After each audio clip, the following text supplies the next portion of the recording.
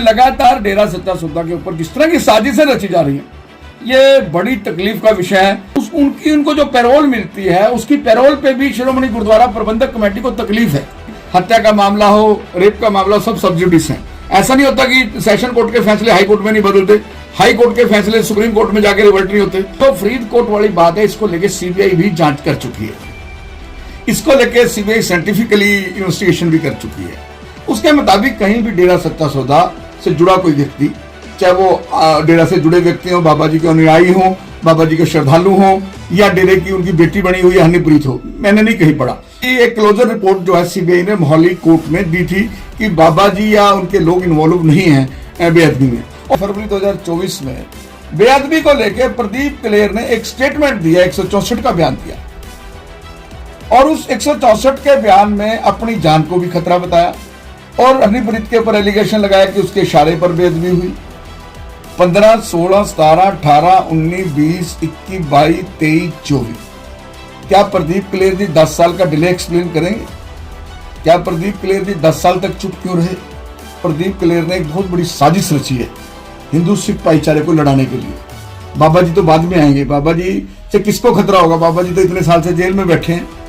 आपकी 164 के बयान की रेलेवेंसी चाहिए। स्टर्लिंग के 164 का बयान जो देने वाला है वो स्टर्लिंग विटनेस है कि नहीं? उसका बेस क्या है? 15, 16, 17, 18, 19, 20, 21, 22, 23, 24।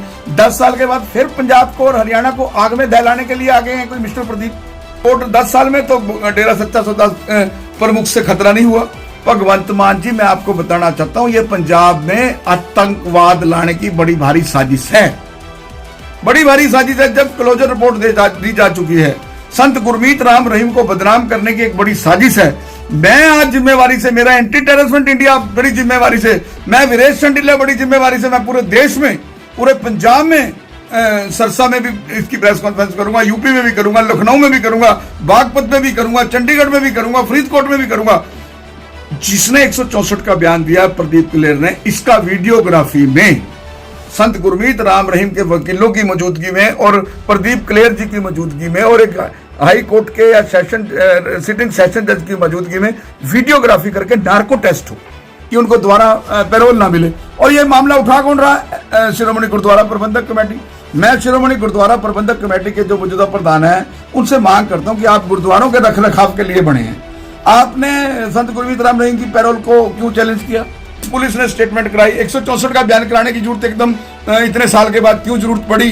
फिर सीबीआई की क्लोजर रिपोर्ट के बाद भी सीबीआई इसकी 164 के बयानों की क्यों जरूरत पड़ी? ये सारे कंटेंट्स डीपली स्टडी करने की जरूरत है। ऐसा सच की बात कही, हम वो कलम नहीं जो झुक जाती हो दरबारों में, हम शब्दों की दीप शिखाएं अंधियारों चौबारों में, हम वाणी के राजदूत हैं, सच पर मरने वाले हैं, डाकू को डाकू कहने की हिम्मत रखने वाले हैं। मैं संत गुरमीत राम रहीम के साथ खड़ा रहूंगा। संत गुरमीत राम रहीम के खिलाफ जितनी भी साजिशें अभिमन्यु की तरह की जा रही हैं, क्योंकि सच्चाई परेशान हो सकती है, अपराजित नहीं, क्योंकि झूठ ताकतवर होता है, उसको सच को साबित करने के लिए टाइम लगता है।